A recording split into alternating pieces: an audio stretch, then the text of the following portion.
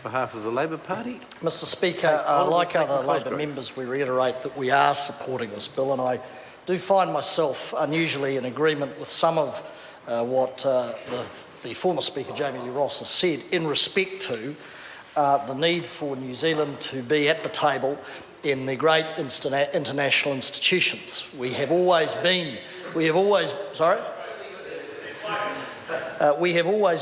at the forefront of the formation of international institutions, whether it be the UN, whether it be the WTO, and on it goes. And I say to New Zealand First, I respect their view, but I say it was a bit like the contribution last night, sort of what's in it for New Zealand.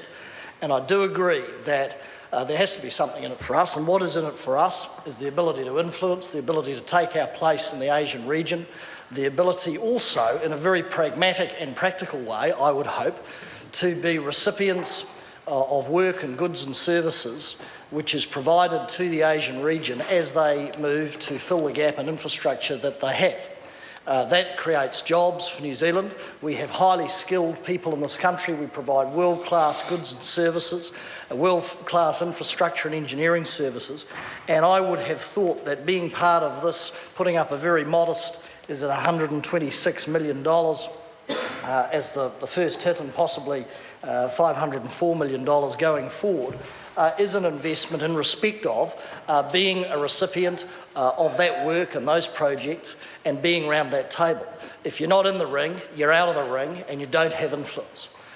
So this is part of, and I think the government has made the right move in being a plank owner, a foundation member of this new international institution, as we are in respect to the World Bank, the IMF, the ILO, WIPO, and a whole series of other international institutions. It is appropriate, and being at the forefront of that, we have influenced the governance arrangements, the structure, the level of transparency, so that this is a proper and world-class institution.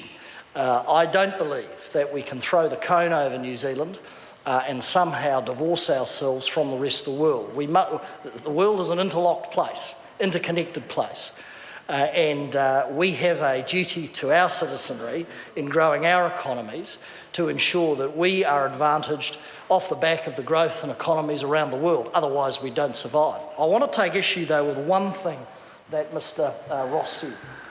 He is right that in the past, New Zealand has an extremely proud track record of leading the charge on key issues around the world. That is absolute. And I believe New Zealanders and governments of all shades up until recently could be extremely proud of the New Zealand Inc. philosophy that is exhibited generally by all political parties. When we go overseas, we are for New Zealand, we're absolutely for New Zealanders, and we are for the growth of our nation, and we are proud of that. I have to say to Mr Ross, with all due respect, in the last 72 hours, that has taken a real kick in the guts, an absolute kick in the guts in terms of our profile around the world. It's taken a hit, I think, before the UN. I think it's taken a hit by media around the world, many of whom and many political commentators and actors around the globe are scratching their head, wondering what on earth is going on, obviously in Australia, but what on earth is going on in respect of the leadership, both internationally and domestically, in respect of our Prime Minister and our government, over the issue, of course, of the detainees on Christmas Island.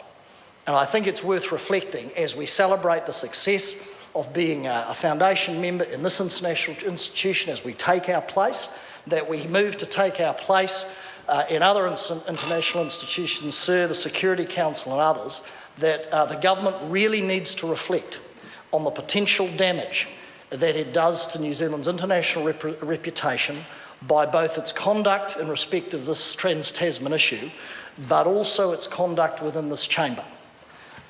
People watch what happens in this chamber, ambassadors and others monitor what happens in this chamber, and they report back to capitals. And I think every member would agree that we want to maintain and enhance New Zealand's reputation on all fronts, sir, economically, socially, geopolitically, trade, etc. But that starts at home, and that starts with domestic matters. And I would ask the government to reflect on that, because this is a very germane debate, sir, as we look at our international reputation. The Labor Party, sir, supports this bill. We think it is a good piece of legislation. We look forward to governments of all shades being active participants in this institution as we move in as part of the Asian region.